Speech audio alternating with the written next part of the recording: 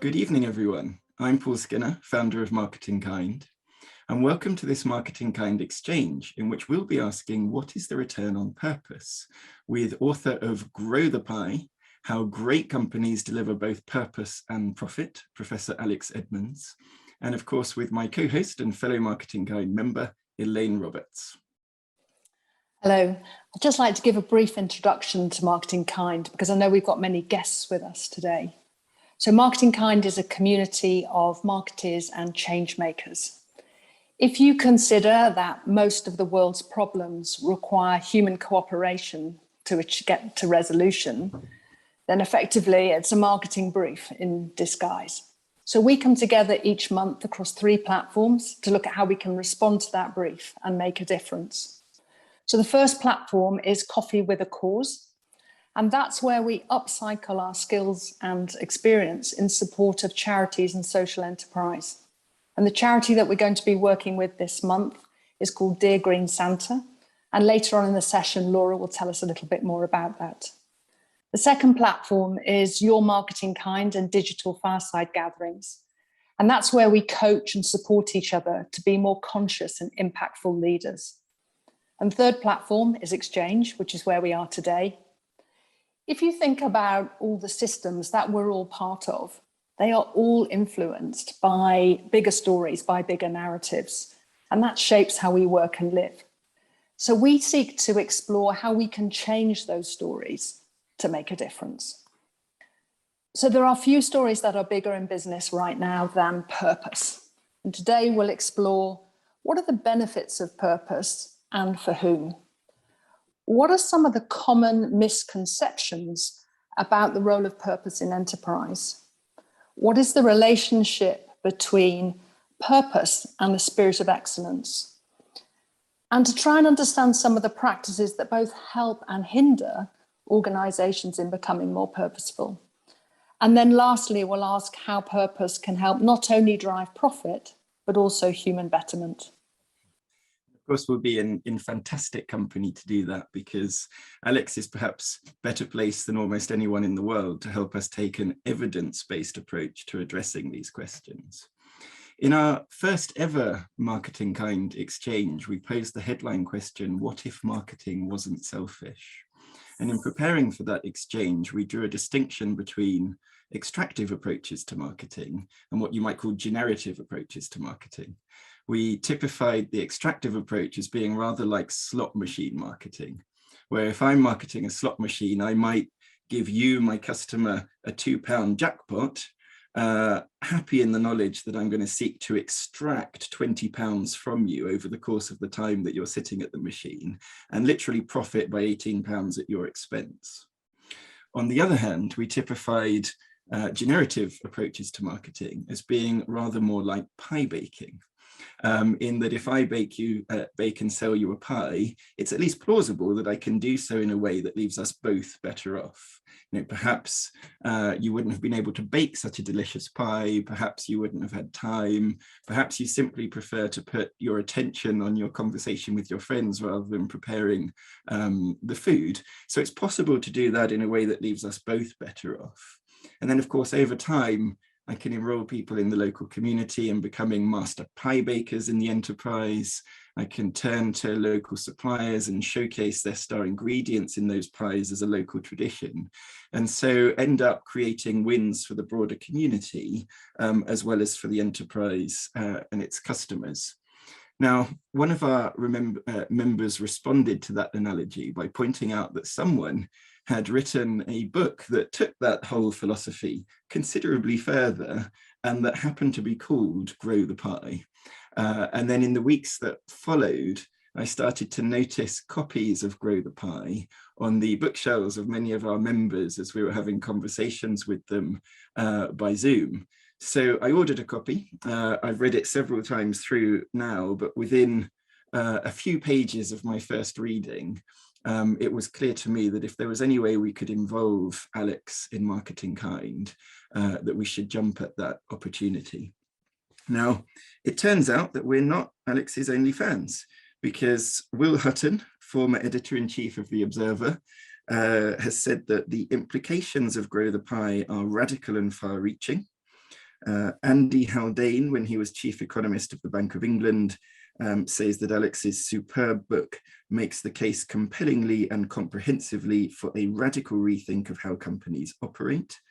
And Oliver Hart, who is a Nobel laureate in economics, no less, has said that Grow the Pie is a powerful and persuasive antidote to much of the conventional wisdom of the corporate world. Now, as well as being a professor of finance at London Business School, Alex has spoken at Davos in the UK House of Commons. He's delivered, I believe, the prestigious Gresham College lectures and has done a number of very popular TED Talks, including a couple that we've promoted recently at MarketingKind, the TED Talk on what to trust in a post-truth world, and a TEDx talk on the social responsibility of business. So Alex, welcome to MarketingKind. How are you feeling this evening? Great, thanks, Paul. It's great to be here, and it's great to hear that story because I didn't know how you ended up inviting me. So thank you so much to the member of MarketingKind who kindly had got my book and mentioned it to Paul, and it's really good that I get to be here and share my thoughts with all of you. Well, that's wonderful. Actually, it was Deborah Sobel who first mentioned your book to me and responded to the analogy that way. And I think at some point she may have had a conversation with you herself. Yes, I believe she did. Yeah, so I didn't know that she was a member of MarketingKind and that she's just so thankful for this. So this just shows how the idea of pie growing can expand in many other ways, and this just be telling other people about relevant work, and then there are many good things can come from that. So Alex, let's start by surfacing some of the key ideas in the book as the essential building blocks for our conversation. So to get us started, what do you mean by grow the pie, and how can we best define pie economics? Yeah, that's a good place to start. So what is the pie to begin with? So what I see the pie as is the value that a company creates from, say, the products that it sells or the services that it offers.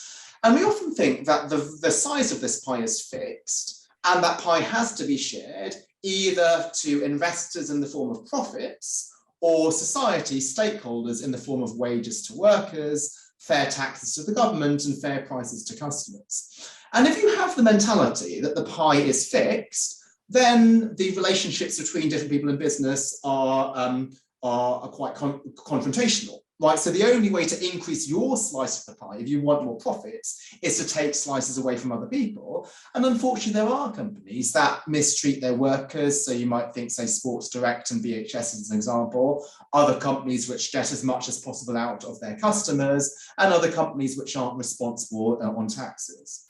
So what is the whole idea of grow the pie? Is actually the pie is not fixed, right? So when a company is choosing to treat its workers well, it's not just donating pie to them. Those workers become more motivated and more productive. And in the long term, the company becomes better off in terms of long-term profits. And I think this is really profound because what it means is that the reason for a company to be purposeful is not just moral and ethical, but there's business and financial reasons as well. So you might think, well, why do they allow a finance professor to gate crash MarketingKind? Because often finance people are the enemy of purpose. But I actually show no, with data, you can show that actually doing good to your people and doing good for society, that's not only moral and ethical, it's also important for business. And I do think that's important because while morals and ethics are obviously really critical, when the rubber hits the road and a company might be fighting for survival, they also do need the business and financial case. But what I hope to bring to this debate is the financial case for treating stakeholders well. And so that's the essence of pie economics. Thank you, Alex. So we take pie economics, and there's lots of other phrases that we hear around at the moment, like the triple bottom line. I know you talk quite a lot in your book about the role of CSR. We also talk about enlightened shareholder value. We talk about stakeholder capitalism. How do they all fit together? I think all of them are similar in that they're arguing the importance of serving wider society. I would say that CSR, or corporate social responsibility, is somewhat of an outdated term nowadays because CSR often has the connotation of being distracted and not connected to the core business. For example, you could be in a controversial industry like tobacco, and you could still have a CSR department which might donate some of your profits to charity. Whereas when you think about purpose, that's about the core business, is the core way that you're making money as a bank, providing financial services and financial inclusion to help people save for the future, or by offering products that people don't need and they don't understand, such as selling payment protection insurance, when you know full well if you sell it to somebody who's self-employed, they might not actually qualify for this insurance. So are we actually trying to serve society as part of their core business? Now, stakeholder capitalism is a more popular term than Pieconomics, I have to admit, and I think there's much in common with stakeholder capitalism, but I think one of the concerns with stakeholder capitalism, at least as practiced by many people, is it's seen as anti-shareholder capitalism. So it's seen that the only way that we can benefit wider society and help, say, employees and the environment is if we stop pesky shareholders from interfering with the company, reduce their rights and so on. And I think that's problematic for at least two reasons. So one reason is actually shareholders do play an important role in society. They include pension funds, so they save for citizens' retirement. They include insurance companies that can fund future claims. So you often like to see investors as them and society as us, but investors are us, right? They play a key role in society. The second reason is if you actually look at the evidence, what happens when investors get involved, they do actually create long-term value. So we've seen most recently, after the book was released, engine number one elect 3 directors to the board of Exxon, and these are 3 directors who are taking climate really seriously. It's often investors in many other companies which are pushing the envelope on issues such as climate, diversity, equity, inclusion. Why? Part of it is the moral case. But part of it is they recognise that they have a responsibility to deliver long-term returns to their pensioners, who might have a 20 or 30-year horizon. And if a company is not treating its human capital seriously or taking action to prepare for a zero carbon world, then it's not going to be in business in 20 or 30 years' time. So I think investors are part of the solution, not part of the problem as often perceived. One of the things that I love about your book, Alex, is that I think that we have a default assumption that holds us back in enterprise, that a business creates value and that its stakeholders somehow receive that value. And I think words like consumer tend to reinforce that. And so one of the wonderful things in your book is the way that you emphasize the active role in the value creation process that all stakeholders can play.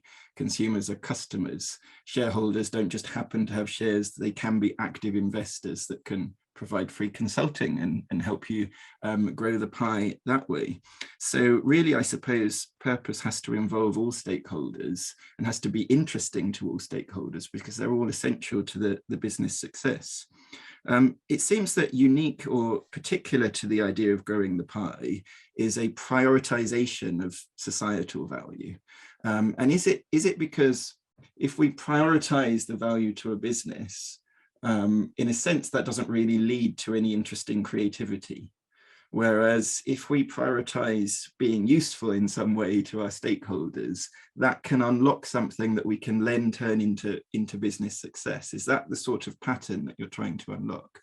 Yeah, that's exactly right. And actually, that's also one of the differences between Pieconomics and enlightened shareholder value, which is what Elaine also asked me to compare. So what is enlightened shareholder value? So that argues that the goal of a company is to maximize shareholder value. But the enlightened aspect is that they recognize that to maximize shareholder value, you do need to take certain long-term investments. For example, you'll need to build factories. And what do finance professors say about whether to build a factory? What you do is you do a calculation. So I estimate if I build this factory, maybe this is a factory which is going to make electric cars, which is really great for society. I'm going to be able to sell this many cars for this much price, and it's going to make me this much money. I compare it with the cost of the factory, and I see whether the benefits exceed the cost. Now, you can do that with an electric car factory, even though there is obviously uncertainty about the demand for an electric car. You can do a sensitivity analysis. We're able to do things like that. But let's now think about investing in people. And I see Martin Utley's got a question about people. Can we put it on the balance sheet?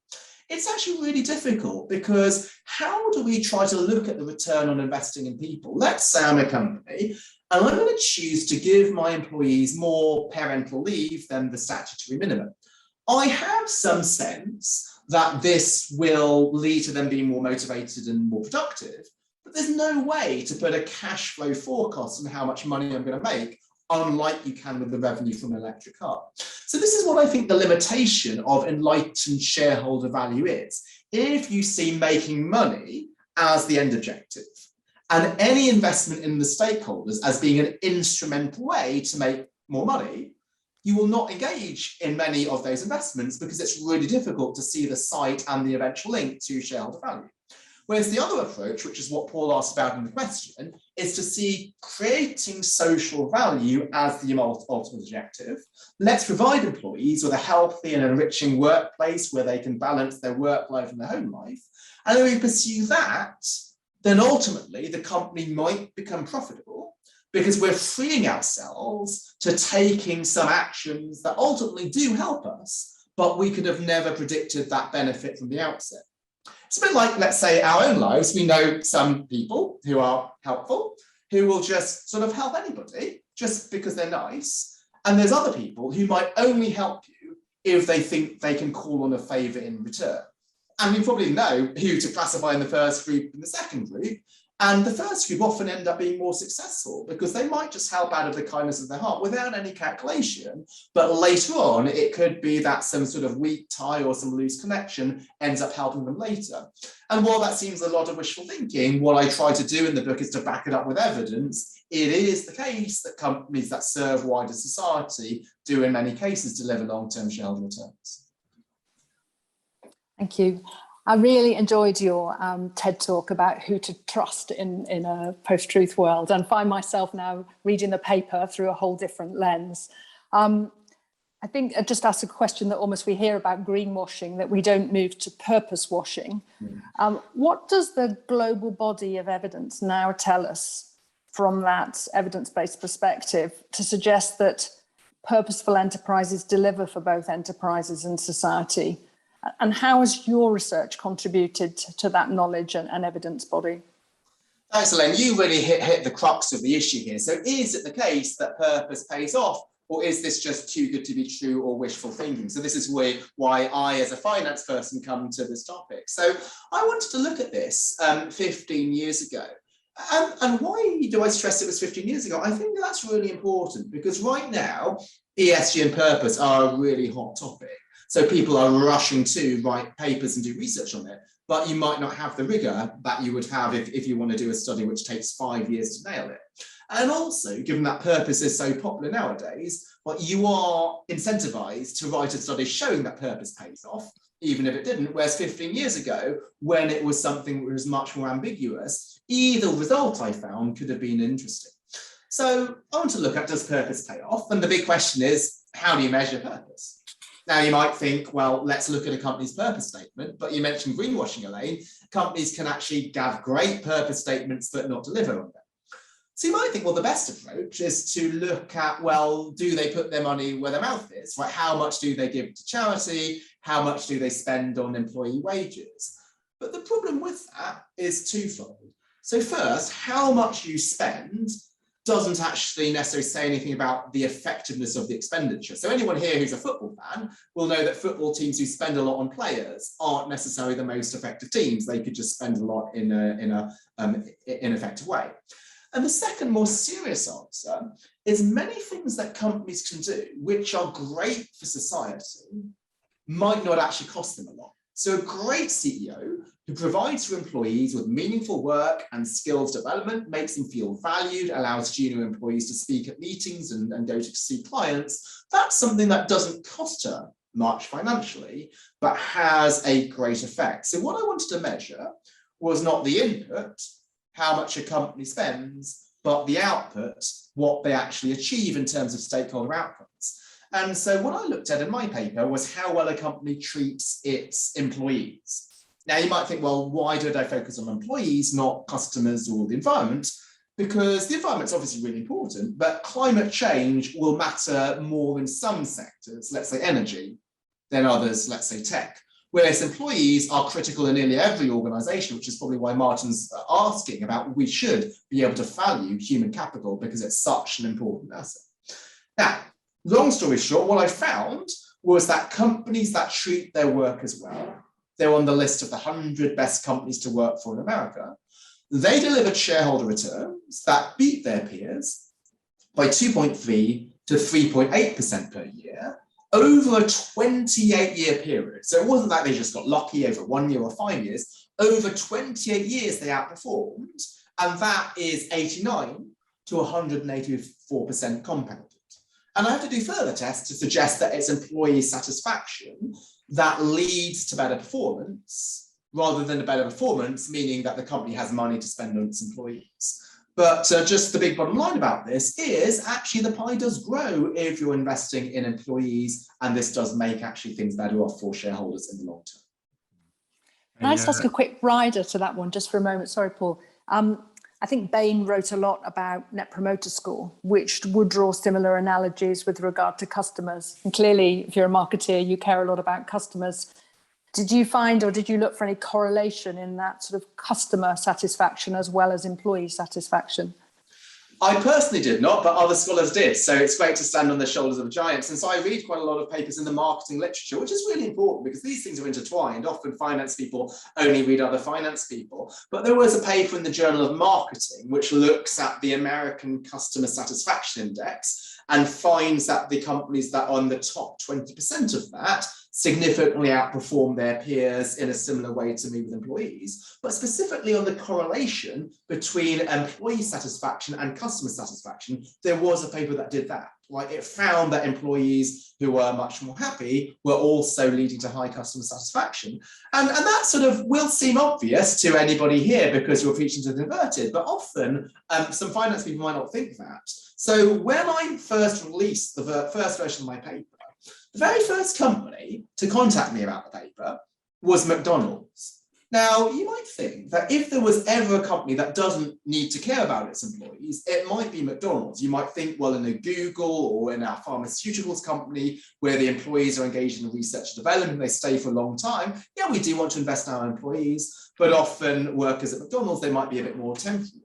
But they said, no, we realize that these are customer-facing people. If we have some surly people serving them, that's not going to be good for the business. So this customer-employee link that you talk about, Elaine, that's a really critical one, and it's also borne out in the data. I enjoyed hearing your comment on expenditure not necessarily leading to value creation in football. I think my favourite football experience has been seeing Wigan Athletic put out the mighty Man City from the FA Cup for the third time on the trot.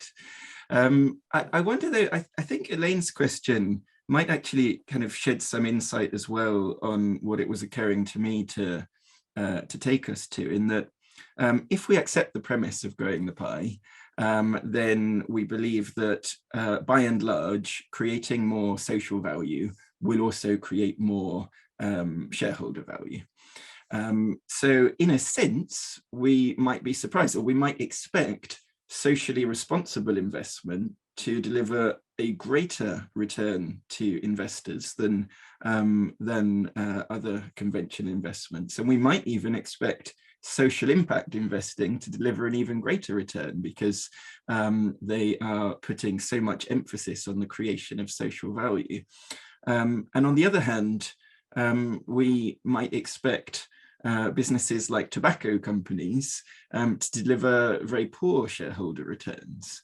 And yet it seems that socially responsible investing and impact investing often yield a lower market return than other forms of investment, and that there are companies, I think there's more people alive smoking today around the world than at any previous point in history in absolute terms. So there are also businesses that don't appear to be creating any social value at all, who are rewarding their shareholders very well. So what's the right way for us to process these kind of apparent anomalies? Yeah, it's really good that you bring up that challenge, Paul, because one of the key challenges to my position is that socially responsible investment funds typically don't beat the market. So they did outperform in the pandemic, but actually that many people think was nothing to do with SRI, but a sector effect. So a lot of tech firms do well in ESG ratings because they don't really emit carbon, whereas energy firms do poorly, and tech just happened to do well. That was nothing to do with SRI. So how do I sort of square the circle with this? So the evidence is actually nuanced when we move away from employees. So with employees, it is pretty consistent that companies that treat their workers well do better in the long term. When we move to the other dimensions of responsibility, such as the environment or suppliers or customers, communities, taxes, there the evidence is a bit more patchy, and it depends on materiality.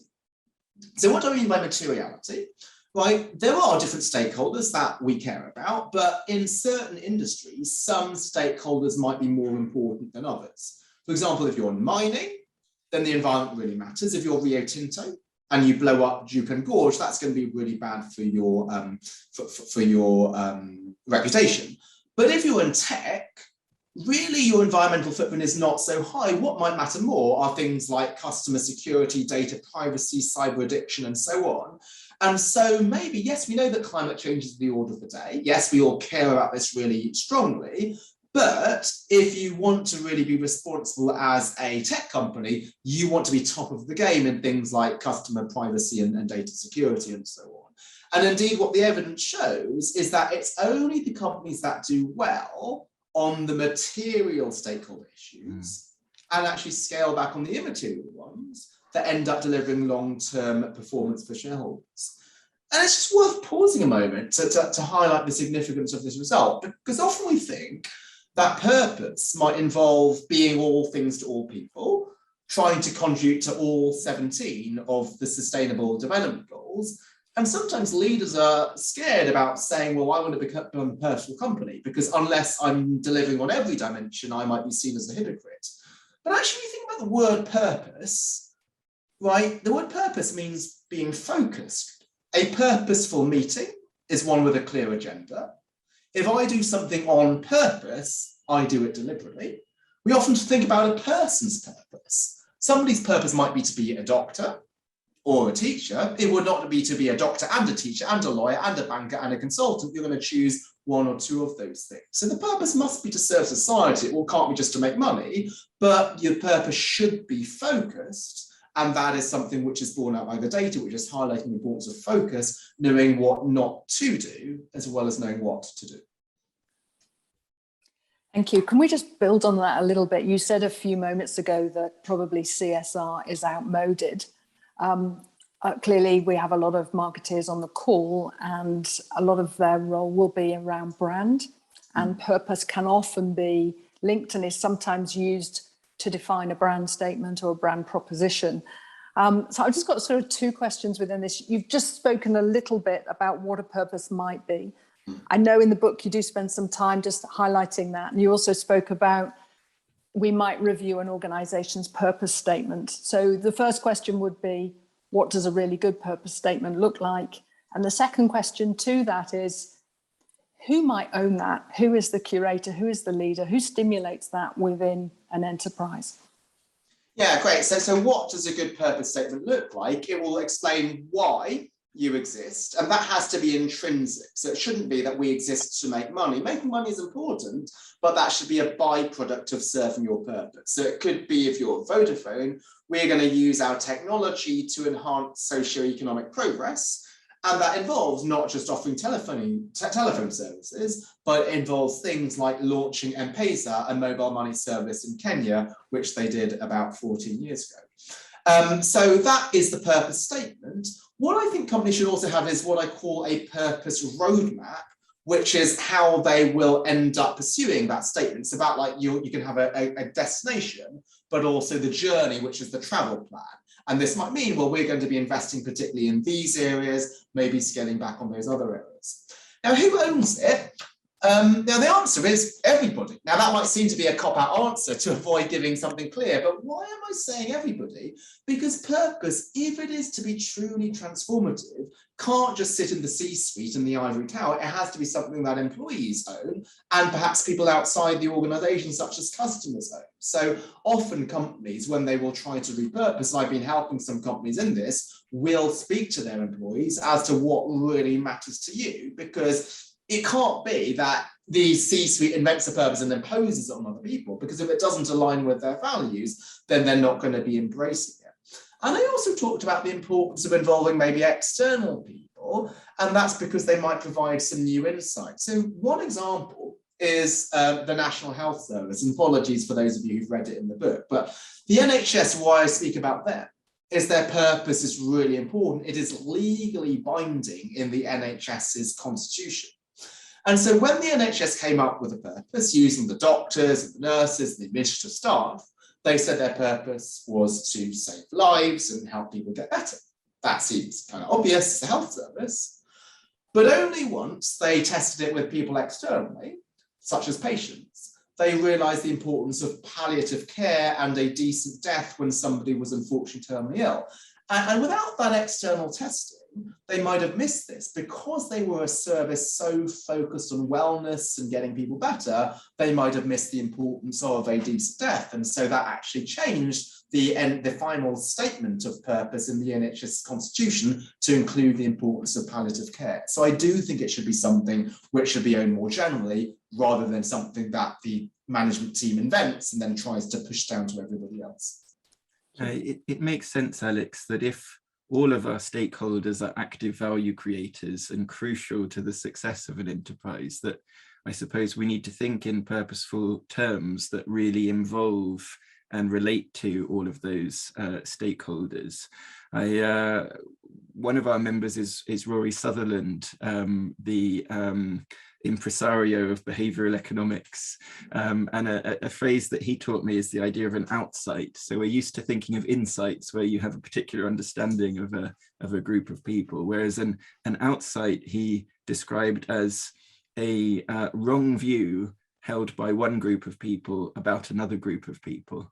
And a similar example to the NHS that I had come across that sparked the conversation was in social services, where in accessing a particular form of social care, when all of the social workers were asked what was important to the people they were serving, they almost all gave the answer clear signposting. And when the same question was put to the users of those services, the almost universal answer is that what they wanted was some human company to overcome their solitude. And so I think that if we're going to be useful to all of our stakeholders, our purpose really does need to be a cooperation enabling agenda in that way. Yeah, it's great that you brought that point up, because what I'm trying to encourage in my work is the importance of a collaborative approach. And this is why I like the idea of growing the pie from which everybody can benefit, is that, well, we want to treat other stakeholders as partners in the organization rather than stuff that people have done to them, right? So the whole idea of a consumer suggests, well, you're a one-time person who takes from the company without giving back, and therefore with the company, let's maximize how much consumption we can encourage. But if we think about them as partners, then we can have examples of Lego, where Lego was in huge trouble, but Lego used its customers as like an extension of the R&D department. They had the ambassador program, where they had some customers, they just asked them, what are the ideas that you would like to have that we should be adopting? And that was something which was behind the transformation of Lego. Let me just get to one of the questions from the anonymous attendees in the Q&A, because it just goes to this pie metaphor. I know there's further questions which we'll come to later, but this is, I think, quite relevant for what we just discussed. So the concern is, can the pie keep growing? If we believe in a sustainable economy within a finite resource economy, doesn't the pie have a limit? If this is true, how far we are away from maximum pie?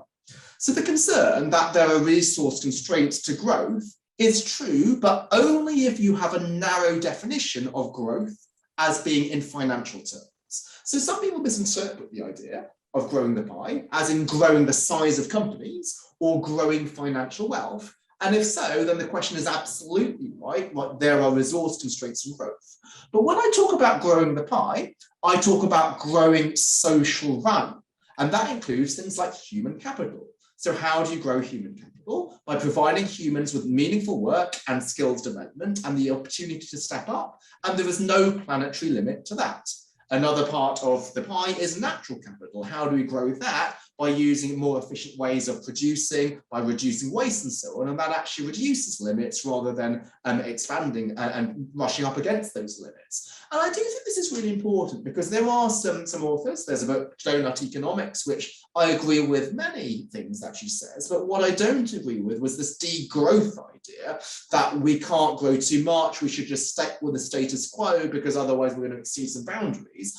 That is true if we conceive growth as narrowly as growing profits, but we're trying to think about how can we actively use the resources that we have at our disposal to try to create value for society, be this human capital or social capital or natural capital, then I think this expands the possibilities that we have to create shared value for all stakeholders. Let's dig a little further into, I think we may come back to that. We actually, in one of our prior exchanges, we interviewed Professor Tim Jackson, who doesn't, I don't believe, advocate for degrowth per se, but who is a pioneer of post-growth economics. And we also have an upcoming exchange with Mike Berners-Lee, and they both have very interesting takes on what are the things that we should want to grow at this point, and what are the things that we shouldn't want to grow. And of course, I think we likely all agree that material consumption cannot grow forever. There are questions around whether the financial value of an economy can keep growing and whether there is possibility of decoupling from material consumption, which seems very, very difficult. But there are clearly many things that we want to keep growing. I mean, and Mike has actually done a graph of the things that we really want to grow the most. And the thing that he feels that we need to grow most of all at this point in time is global empathy.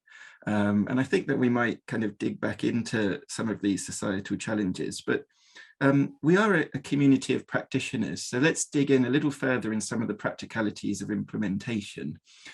So not every marketer is a CMO, and CMOs are not CEOs. So if somebody wanted to implement a pie growing initiative, but as you said earlier, when you do something pie growing, you don't necessarily know in advance that the enterprise will benefit from that, or what the benefit will be. You start by understanding the stakeholder benefit. So what advice might you give to a marketer seeking to persuade their bosses to let them undertake a pie growing initiative when it goes against the habits, the routines, the metrics, the expectations, the culture, and the things they're expected to report on, and the language they're expected to use within the enterprise where they're working? I would say to look at the evidence. And so this is why I always try to base my book on evidence, because it's more than just wishful thinking, is that it is the case that companies that deliver well on their employees or on material stakeholder dimensions actually do better in the long term. And the most gratifying thing since releasing the book 18 months ago was the reaction I've got from actually non-purpose companies, from companies that I thought would be most resistant to the message. So this might be hedge funds and private equity firms and law firms and investment banks who the message really resonates with. And actually, what I would try and argue is that try and speak the language that they are familiar with. So within, let's say, a law firm, well, they are about the importance of investing in human capital, because most partners in a law firm started up as associates and then rose through the ranks, and a law firm can only keep going if it's able to really invest in its human capital. There are companies, professional services firms, that will turn down deals that are bad for their clients because they do believe their purpose is to be a trusted advisor. I used to work at Morgan Stanley, and there was a time when our client was Abbey National, and Abbey National came to us and said, can you help us sell Porterbrook, our train leasing company? We need to raise money. And I did the analysis, and the analysis said that you would not actually make much money from that. It was a difficult time. So my boss said to Abbey National, don't hire us, don't do the deal. Now, this was crazy because my boss was coming up for promotion to managing director that year. So if there was ever any time to be short-termist, it would be that. But he thought, no, my job is to be a trusted advisor to Abbey National. And so they didn't do the deal, they didn't hire him. But then a few years later, Santander came over and they made a takeover bid for Abbey National. And they're remembering that this guy was so trustworthy, they gave the entire defence bid to him. And now he's left Morgan Stanley. This guy's called William Chalmers. He's now the Chief Financial Officer of Lloyds. And so it is great that somebody with such morals and ethics is the second most important person at one of the large banks in the UK.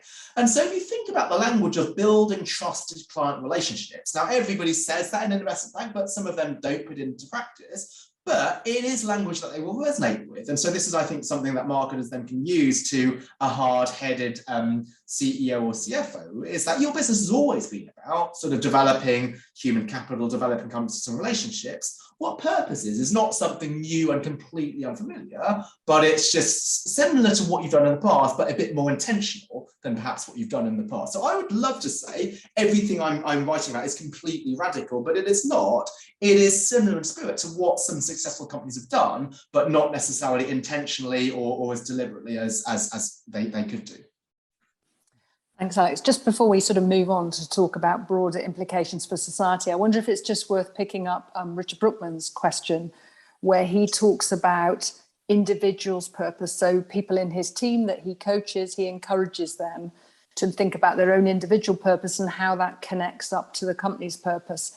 And you talked about earlier your research, particularly focusing on employee satisfaction. Did any of that come through? Have you seen evidence of that, or any companies that particularly adopt that approach? Yeah, so I did not go into the dimensions of employee satisfaction. So this is a great question to allow me to go into that in more detail. So what were they actually measuring when they're measuring employee satisfaction? Some of these things were purpose dimensions. So one of the questions in the survey that they used to diagnose as employee satisfaction was things like, my work has a special meaning. It is not just a job. So is it indeed something where you don't just get financial security, a paycheck, but you are able to come alive at work? But there are limitations to that, and I really appreciate Richard's question, is that we can't just think, oh, well, we as a company can impose our purpose on employees and then they'll get entire fulfillment only from the job. There should be some purpose outside as well, and you should give employees flexibility to do that. This is one of the reasons I left Morgan Stanley to a relatively low-paid job as a finance professor, is it gives me a lot of time to do things that I really care about, such as athletics and music, which I wouldn't have at Morgan Stanley. So I do think what is important is for companies to try to have give purpose and meaning in the work, but also realise that there's going to be many other things that are not necessarily achievable within the company, and just to give the flexibility for that. So I know there's some professional services firms where even for even senior employees, where you think they should be crucial, they're allowed to work 4 days a week or 3 days a week and so on. What the pandemic has led to is a much greater appreciation of people's home lives. So it's been acceptable in the pandemic to say, oh, actually, I can't do this meeting, I need to look after my kids. But why is that only acceptable in the pandemic? Right after the pandemic is over, people still have family and other responsibilities. And so if there is a small silver lining of the pandemic, it is that the recognition that people have important lives outside work should continue afterwards. And if so, then I think that will be a positive outcome of what's otherwise been a very difficult situation. I was once asked what my take was on what makes a good employee experience. And I had the perception that there was something about the word employee experience that seemed to be pacifying, or again, making the employee the passive recipient of an experience that is sort of delivered to them. And I think one of the things I've also, again, picking up from your book, Alex, is that actually the most important part of employee experience is perhaps to give people something useful to do in the first place, and that probably is going to lead to a lot of employee engagement. As Elaine says, let's kind of broaden out to some of the bigger implications for society before we flip to another part of our conversation. Our next month's xChange is going to focus on the pathway to climate compatible living. And one of the reasons for that, of course, is that we have COP26 coming up. Is there any advice that you would give to world leaders, or is there a relevance of the pie growing mindset? What advice might you give them in their preparations to help them take a pie growing mentality to those negotiations on climate? Yeah, so I think for world leaders, I'd say the following. So what I've tried to emphasize is that in many cases, it should be left, it's in companies' own interest to adopt a pie growing mentality, because it ultimately does affect their long-term sustainability.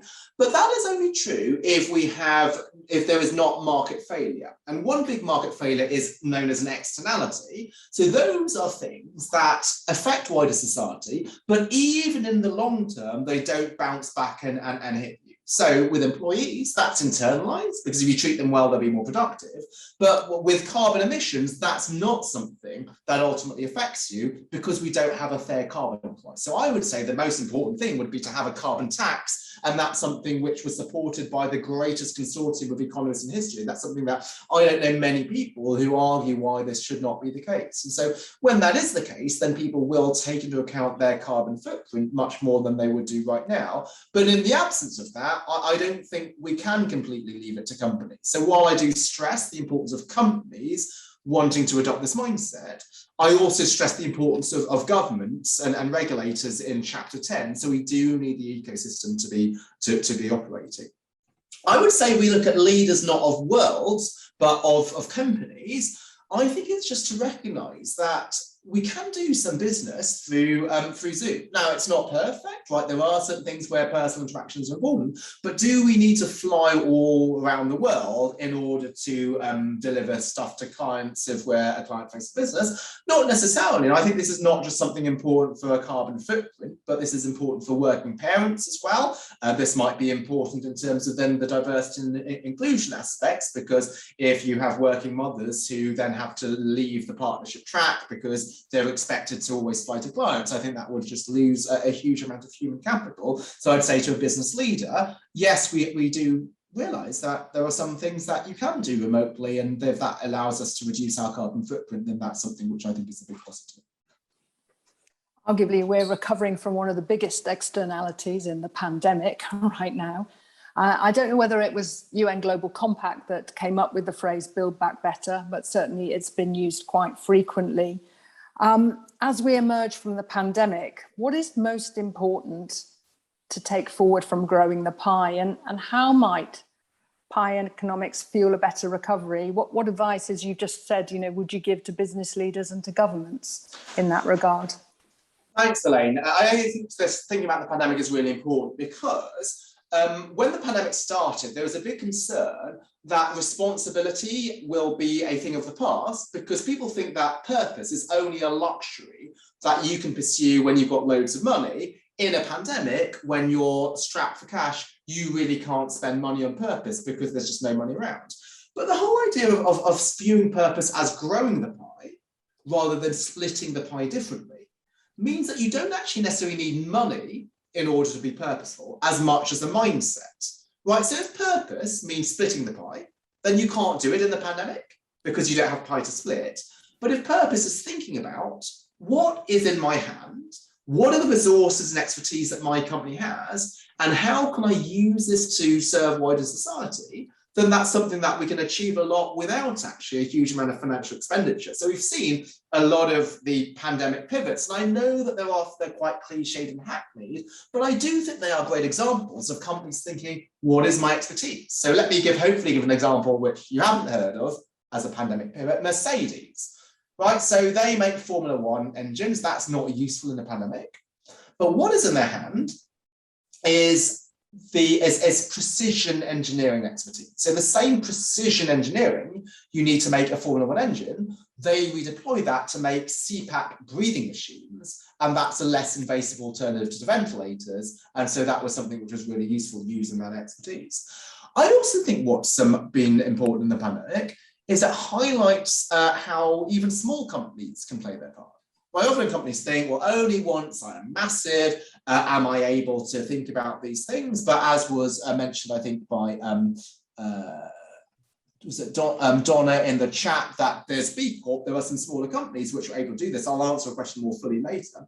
But one small company that I'm a customer of is called Barry's Boot Camp. So if you're in London or Manchester, you may have heard of it. It's a brutal chain of gyms, which people like David Beckham go to. Now, it's a small company, yet in the pandemic, they asked, what is in my hand?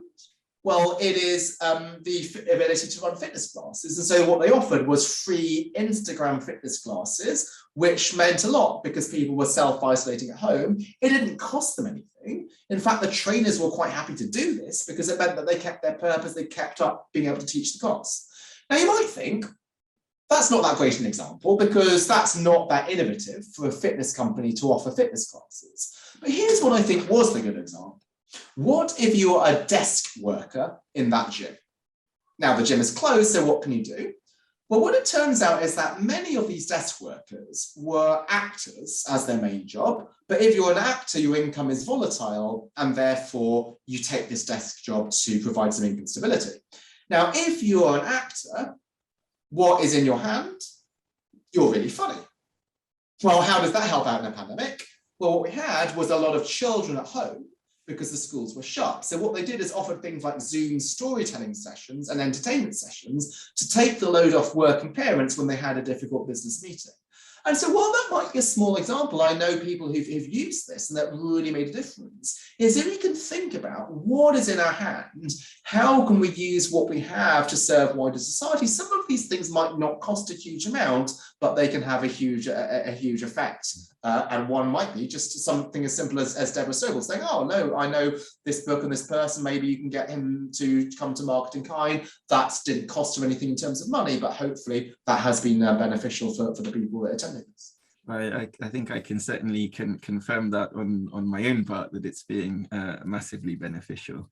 It's good to see questions. So to remind anybody who hasn't noticed, please do put your questions, pop them in the Q&A box and use the chat for other comments. And shorter questions are a little bit easier for us to process, and we'll be coming to those in a few minutes.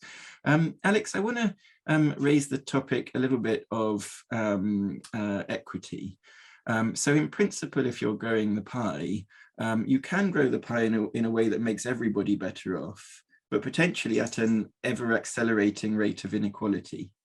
And we have got a point now where I think you may quote this yourself, that the world's 20 wealthiest people now have as much wealth as the bottom half of the world's total population combined. And ultimately, with that kind of rampant inequality, you can end up with, biofuel for private jets, pricing out the use of land for food for people living in poverty. So what's the right way to process factoring in the limits of tolerable inequality into a growing the pie mindset? So I think it's to recognise it is important that the pie is split fairly. So while the book is called Grow the Pie, the division of the pie is also really important. But why it's called Grow the Pie is that only once the pie is grown, then can we think about dividing it more fairly, because without this growth, then there's not actually much to divide. And what is the way to do this? And again, I go back to government. I'd say taxes. So I think income tax and potentially sometimes wealth taxes, this is an important redistributive force. And why I think this is so powerful is often people think, oh, CEOs are being paid a lot nowadays, let's try to cap CEO pay. But actually, CEOs are not the only people who are being well paid. Anybody with a scalable talent in a global economy, and this is going to become even greater after the pandemic, is doing well.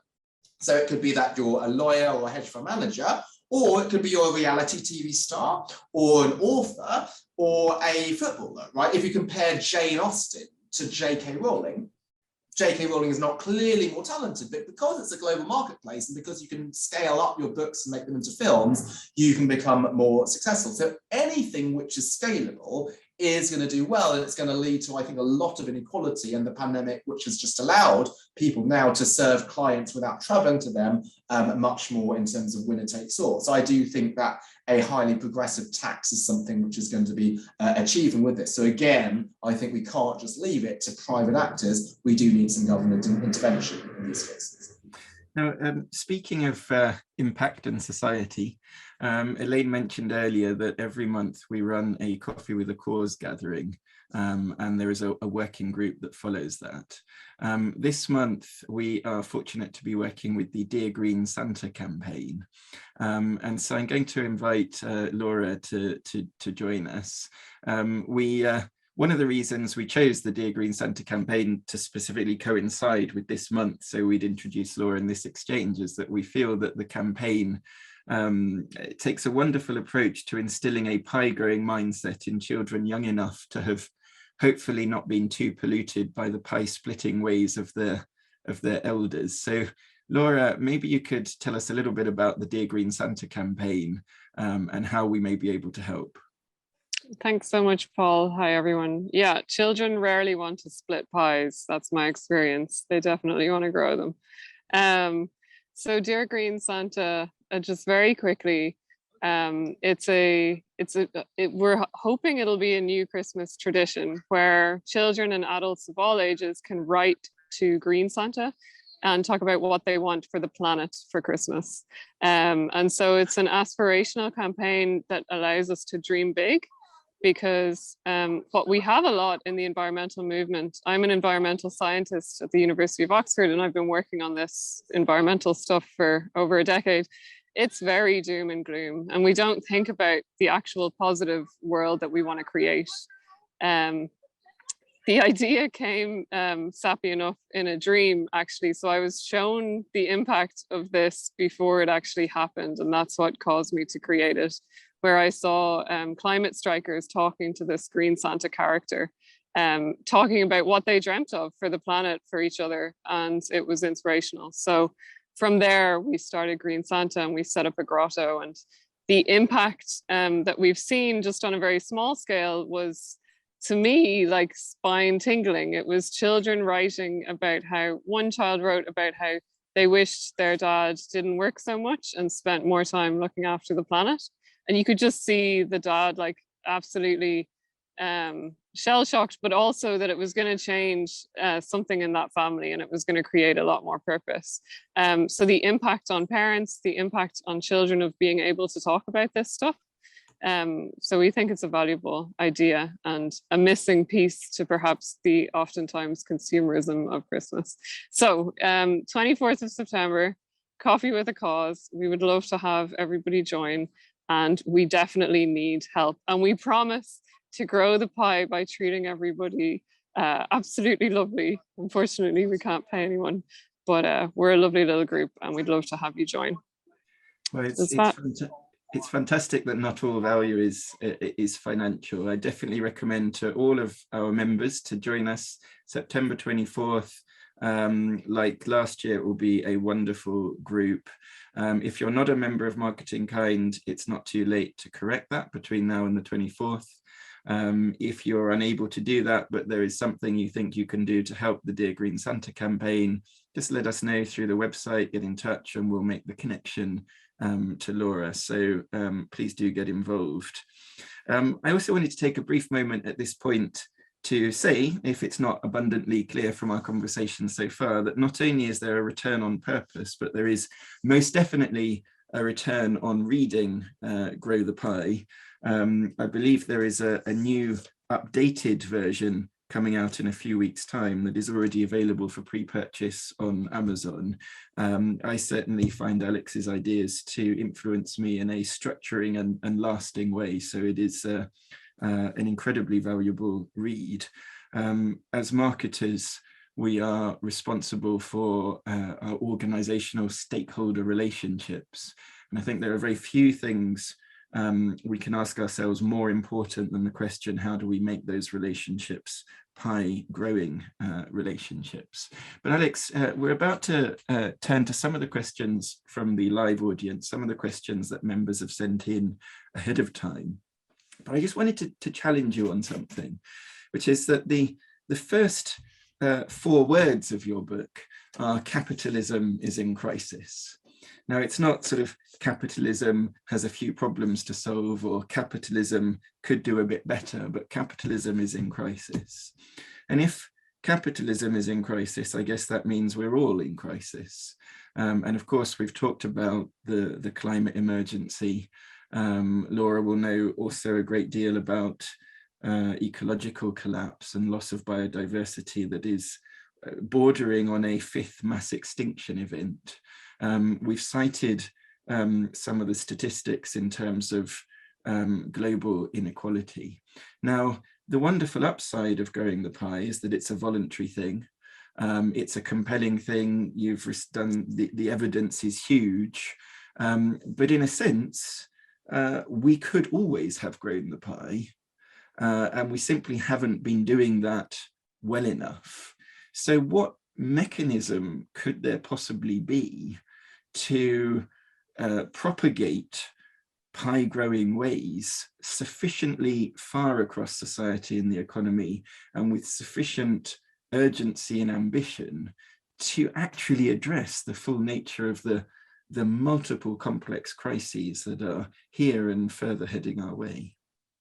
Yeah, so you're absolutely right, Paul, in that like we could have always grown the pie, but actually it's something which is not second nature. It's quite counterintuitive to many people, because how we're often brought up is to think about the pie splitting mindset, right? So when we learn to play games as kids, right, if I win, the only way to win is to make the other person lose. So it's, I think, inherent to many of us to think about things as zero sum. In the past, when wealth was mainly in the form of land, if I have more land, then you have less land. So there's many things which lead us to think that business is a zero-sum game. And unfortunately, this is why some business leaders have that attitude in terms of treating their employees and stakeholders. So while, like, when I talk about the pie growing mindset, yeah, it does make sense to many people, it is still counterintuitive because many people have adopted quite different approaches. And so I do think that there is, because there's still quite a lot of way to go in terms of the shift, there is still potential for actually embracing this shift. So what I've seen over my past 15 years of doing this is what used to be buried in CSR departments has now become much more mainstream. So you do have CEOs and CIOs talking about purpose, and I do believe they're talking about really seriously, not just greenwashing. There are some obviously that do greenwashing, but the seniority of the conversations I've had with these people, like there's many other things they can do other than talk to me, but they are actually really concerned about how to be a purposeful organization because they want to do it themselves. They know it's going to be important for attracting employees. They also know it's going to be important for having loyal long-term customers. But I do agree with some of the comments that we've seen that it can't just be left to companies on their own. We do need things like an active government which does things such as redistributive taxes. Also, the government needs to make sure that we have competition. So there was comments about Amazon here. Now, what we really need for pie economics is competition, because if a company is acting in a pie splitting manner, and not treating its employees or customers well, then you should be able to move to somewhere else. And you can't do that if there is indeed too much concentration. So any government action that can be taken against large monopolies is also really important so that market forces work. So market forces can't work when there's monopoly and when there's a huge amount of externalities. I'd like to perhaps link in to Sam Steele's question here. And I remember reading John Sopel's book, If Only They Didn't Speak English, which talked about the differences between individualistic societies and collective societies, and particularly citing then the differences between US and Europe. But clearly we recognise that China is a growing economic power as well at the moment. So what are some of the implications for different cultures and how they would adopt pie economics? Yeah, so thanks very much, Sam, for the question. And so when I mentioned my study on employee satisfaction, that was a study done in the US. And you might think, well, will that actually bear out in other cultures? And so what I've since done is expanded it to 40 countries worldwide. And what we find is actually pretty surprising. So before I did this, I might have thought that employee well-being, treating your employees well, is more important in collective cultures because collective cultures might value employees even more. But in fact, what I found was the opposite. Why? Because of the role of government. So in collective cultures, you tend to have greater labour market regulation, greater worker rights, guaranteeing, say, worker representation in the board, as you have in Germany. And so this is why in a country like the US, and actually also like the UK, treating your employees well is even more important because it's much more of a competitive differentiator. So in a country which is generally individualistic, if you can step away from that and choose to be collective, then that is something which is going to lead to an important comparative advantage. And that's something also that I give it as a message to Asia. So the book has already been translated into Korean, the Chinese version, it's in progress. And Asia in the past has had a really poor ESG record, certainly many countries have. Japan's quite positive, but certainly China has a lot of issues. But there is also something where I do see some trend where people are starting to take it seriously. And part of it is global capital flows. So one of my other jobs is I'm on the Responsible Investment Committee for Royal London Asset Management, and we have 6 sustainable funds. And this is something we absolutely look at when deciding whether to invest in Asia. And if there's a company which is not taking it seriously, they're not going to be getting our money and our capital. Now, still, obviously, there is a long way to go, but we do see some movements such as the carbon trading platform, which China's launched a couple of months ago. And so I do think that there is appetite in these countries to take this much more seriously.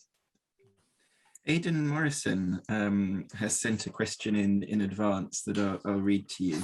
I don't know if you're familiar with the specific example he cites, but he says, Dan Price of Gravity Payments was mocked for taking a pay cut from $1 million to $70,000, while raising all his employees' salaries also to $70,000, or I think it was actually making $70,000 the minimum salary at the business. Yet it worked well for them. This is counter to conventional wisdom on how we should run businesses, and it also seems to be counter to your thoughts on the pay gap. Perhaps this is an outlier, or perhaps it's another value creation model. Is it possible we're simply not seeing other models because our thinking is too entrenched in what is, rather than seeing other possibilities?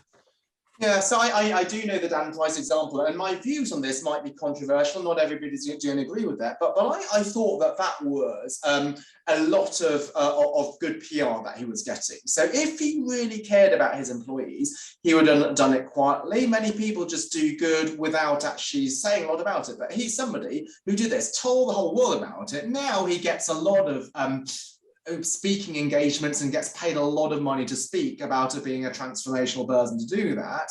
And that has obviously helped his business. But I think there are many companies which might just sort of quietly care about their employees, perhaps not doing it in the most sort of visible way. And this, I think, is the concern of greenwashing, is that companies can do things like, oh, I'm going to give loads of money to charity, or I'm going to start paying my workers much, much more. That's not to say these things are unimportant things, but I think we should not forget and dismiss companies which do pay fair wages and do treat their employees well and do provide them not with just financial compensation, but also meaningful work and skills development. And Dan was one very stark example, but I think he benefited a lot from the PR benefits from that. Because if you do want your employees to be paid well, maybe 40,000 or 50,000 would have been actually sufficient here. Because it was such a large number, he was seen to be a bit of a hero.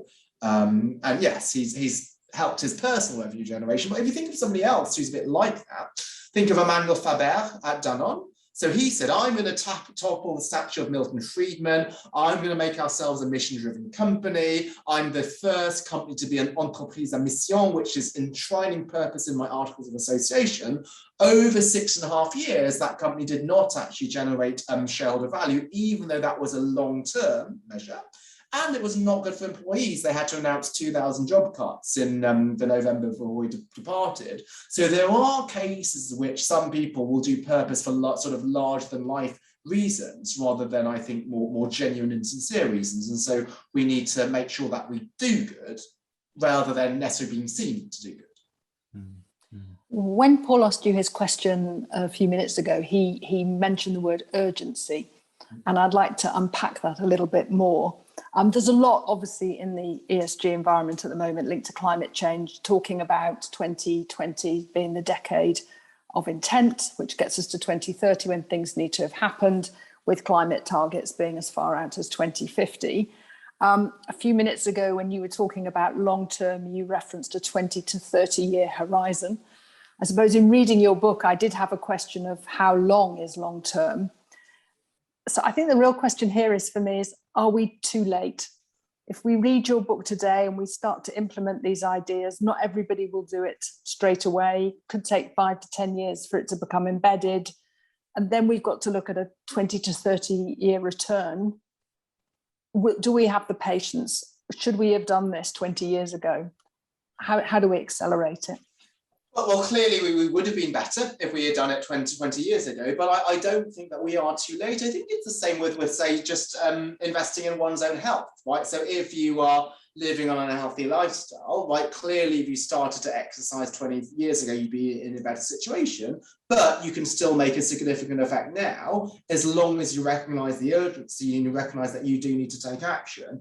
And so I do think we do need to take a lot of action in a lot of these areas, which people typically were ignoring in the past. Like, I am going to an event this evening, a dinner at Gresham College, which Paul mentioned, and they said, we're all going to send you poor memoir cards, which invitations. I said, well, why do you do that? I know people think that this is a nice souvenir to have, but why are you sending out these cards just because of tradition, is that you have a physical invite? I know this is a small thing, right? The carbon footprint of that is not high, but if we can think in every situation, what are the lots of small cuts that we can make, might then generally lead to a big cuts. Do we always need to do things which are always in hard copy? Sometimes it might be necessary, but if we can just cut a lot of things like that, then that will, I think, in aggregate make differences. So individual personal choices coupled with some large choices by companies and governments hopefully holding that to account, I think everybody is in this together, and that will achieve the change that we want to.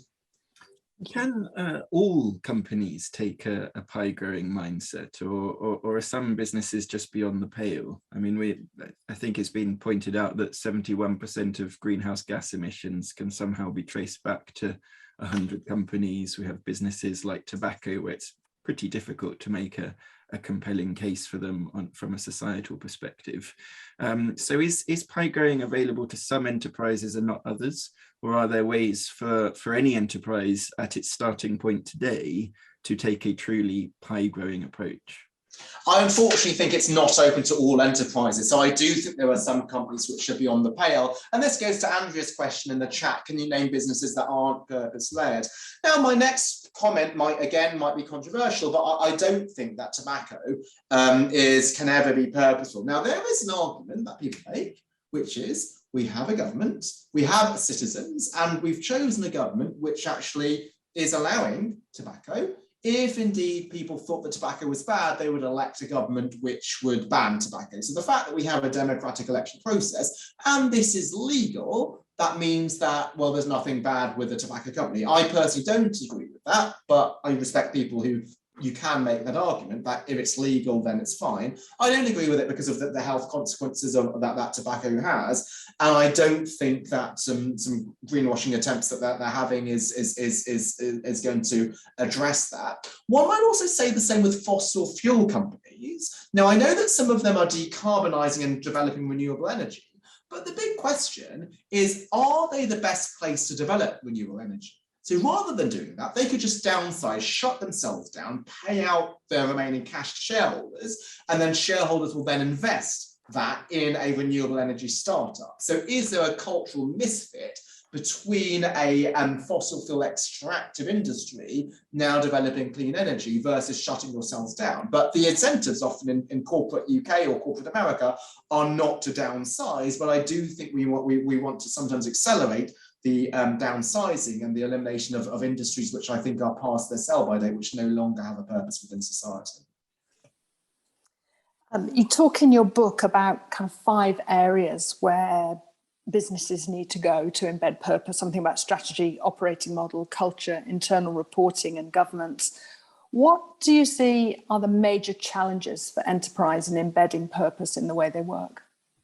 So I think the horizon is a really important issue, which you've mentioned, Elaine. I think it's come in some of the comments, is these things do end up benefiting the company in the long term, but sometimes the long term is a long time.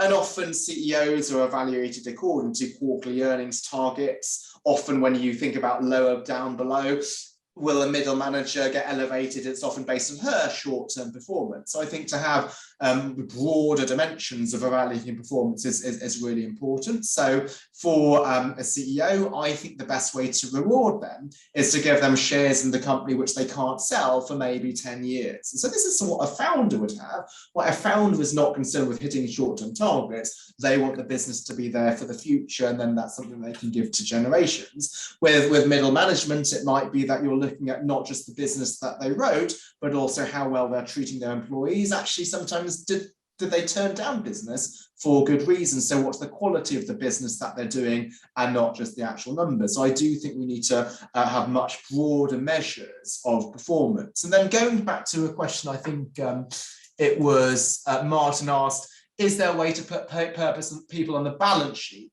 I don't think there ever will be, unfortunately, just because of the principle of accounting is conservatism. You can only put it on the balance sheet if you own it. And because employees can always walk out the door, right, you can't ever put employees on the balance sheet. But what that means is that we can't evaluate the success of a CEO by just the balance sheet. We need to move beyond the balance sheet and try to look at things like employee engagement and satisfaction metrics and so on. So I think the solution to the fact that people are not on the balance sheet is not to add them to the balance sheet, but to look beyond the balance sheet. Let's take a little bit of a dive into metrics and some of the implications of metrics. There's a question from Eleanor that I won't read out in its entirety, but she's essentially making the point that we have a pretty good focus in ESG on environmental issues, but social issues often get overlooked. Maybe I'm kind of misrepresenting the question and implying that this might relate to some of the easy to achieve metrics that we have on environmental issues. But let's start there and maybe have one or two other questions on metrics as well.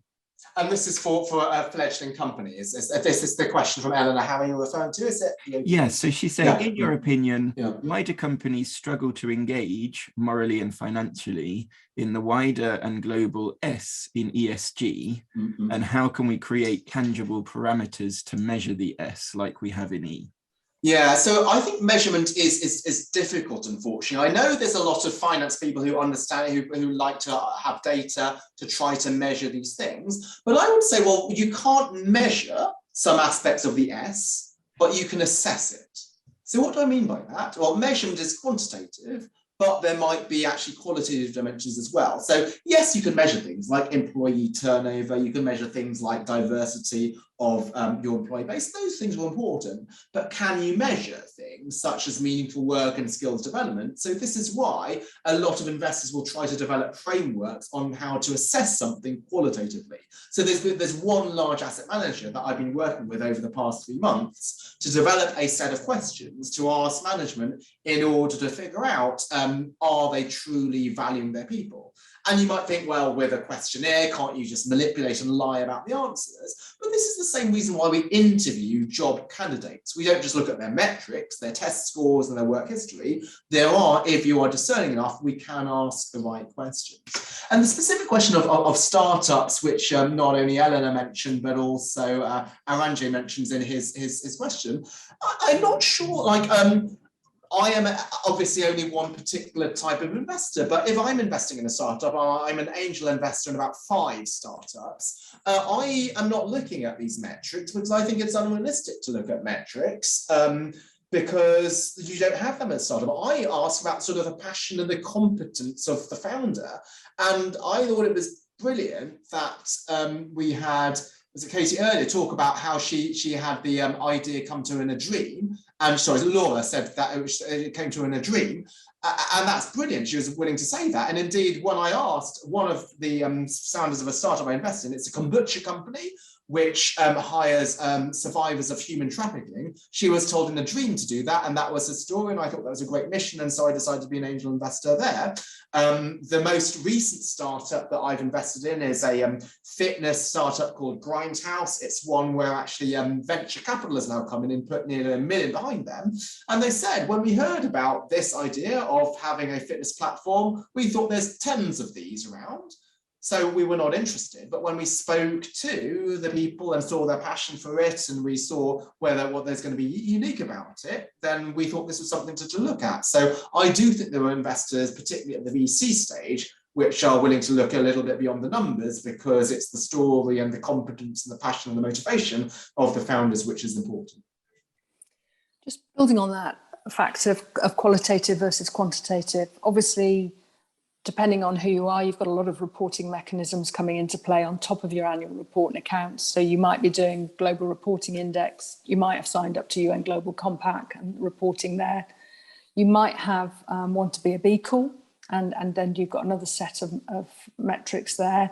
And equally, something like the Future Fit Foundation, I think, has a lot of alliance with the ideas that you're sharing in terms of taking a longer term perspective about what the company's trying to do. Are you partnering with any of these instances to say, how can we build pie economics into what you're doing so that we don't create all these multiple different metric systems that everybody's got to look at, but we create one unifying or one sort of best practice that people can start adopting? Yeah, so I haven't, and that's mainly because the metrics issue, I think, is more an accounting issue where they might have more expertise than me. So the main people that I partner with is regulators. So, for example, when the Financial Reporting Council was doing the new corporate governance code, I stressed the importance of long-term horizons. And so what happened was that they changed the minimum holding period for shares from 3 years to 5 years, and also require all companies to have a policy with executives hold shares even after they've left, so their horizon is beyond their tenure. Now, clearly I was not the only person who said this, and that I can't claim that they did it just because of me. But what was nice is they invited me to speak at the launch of the new code, because they recognise that some of the research has gone into that. I also will partner with companies and investors just to highlight how, even if you're in a company which didn't think much about purpose in previously, you're a hedge fund or a private equity firm or law firm, this is something which is front and centre. And I think the most receptive community to my work is the investment community, because other people who argue for a repurposing of capitalism see investors as the enemy, as you mentioned right at the start of the talk. That's disenfranchise them. But actually, there are many investors who are holding companies accountable to these issues, such as diversity and climate change, and they are leading the way on many of these things. They realise that there's the moral case, which matters because some of their employees, what they invest for pension funds, and as a pension fund, what you care about is not just the salary your pensioners will have in retirement, but is the planet 2 degrees warmer, right? Because you care about their standard of living in retirement, so they care about these ESG issues, but they also care about them because they're financially material. I do think we see a lot of change within the investment community. Could it be faster? Absolutely. Should we have started 20 years ago? Absolutely. But I do see a lot of positive move in this direction. Just if you see who are the people who are managing money nowadays, a lot of these people used to be in SRI or ESG funds, but are now mainstream. Royal London, I serve on the Responsible Investment Committee. Who comes to our meetings? It's not just the head of responsible investment and the head of sustainable investment. Our chief investment officer comes to every single meeting. Most of the funds that he runs are not with a sustainability label, but he realizes that these principles are going to be important for all the money that Royal London manages.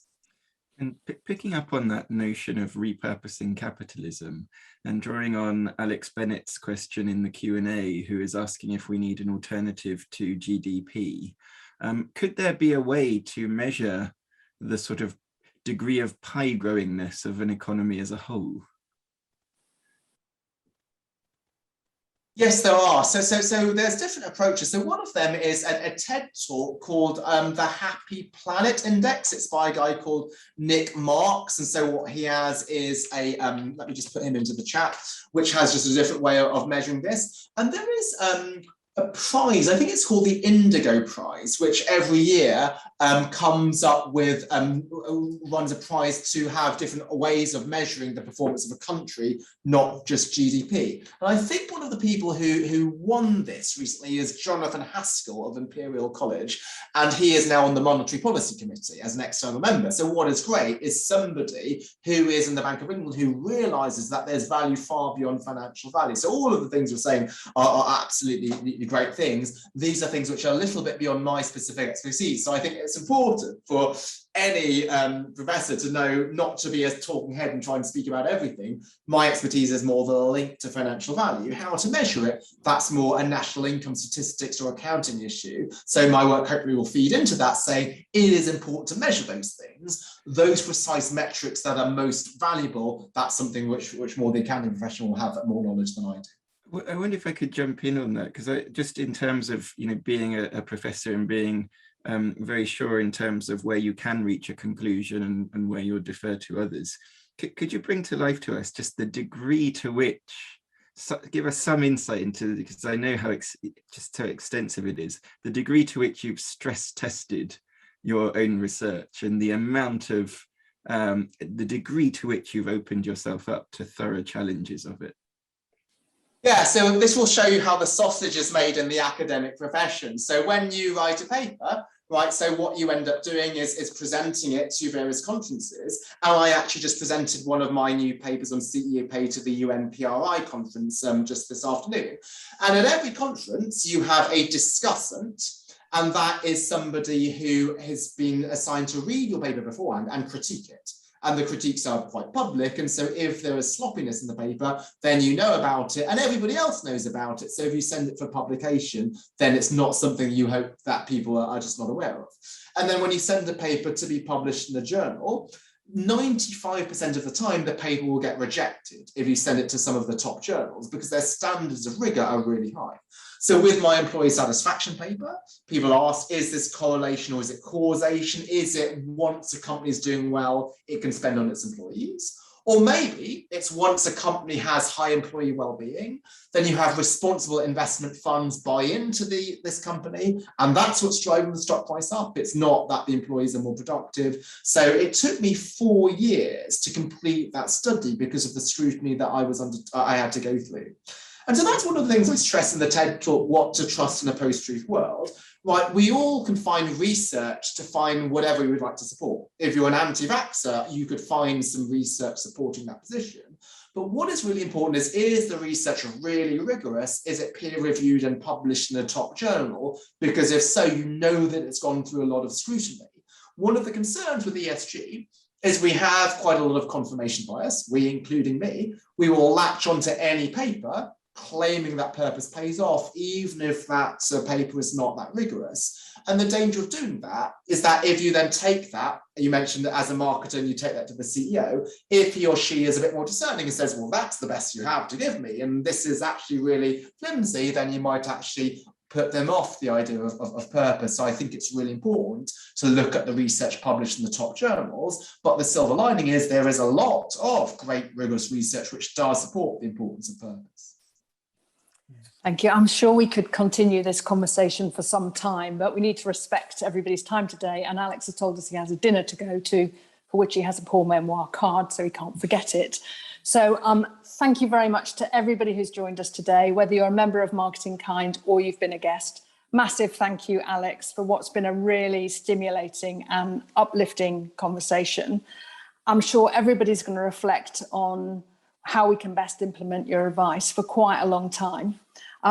In the book, personally, I was most inspired and engaged by chapter 8, but the thing I really do like at the back is the action section, which sort of gets you to, so I've understood all this, now what shall I do?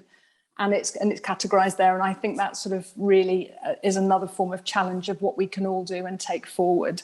So I hope everybody's been inspired by this xChange and recognizes the opportunity of how we can all drive change and make a difference. And you may want to consider joining MarketingKind to do more of that. If you want more information, it's marketingkind.org on our website. And then just a reminder of upcoming gatherings in this month. We met Laura earlier. Coffee with a Cause for Dear Green Santa is on the 24th of September. That's this Friday. The next Your Marketing Kind is on the 6th of October. That's with Gemma Butler and Michelle Carville. And they're the authors of a book called Sustainable Marketing. And then in our next xChange on the 20th of October, as Paul's alluded to already, we'll be asking Mike Berners-Lee, Joan Fitzgerald and John Grant what is the path to climate compatible living. So building up to COP, a real focus on the climate in the next month.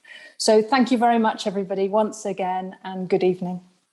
Thanks so much. It's been great to be here. I'm sure you've had a whole day of Zoom meetings, so the fact that you're willing to go out another 1.5 hours on Zoom to listen to me was great. Thank you so much for hosting me, and thank you so much for the questions and engagement. And we might not, if I didn't get to your question, because we had so much, then drop me a note on LinkedIn. I'd be really happy to get to any question that we didn't get to today. But thank you so much again for the invitation. That's all. Thanks, Alex. Wonderful. Thank you so much.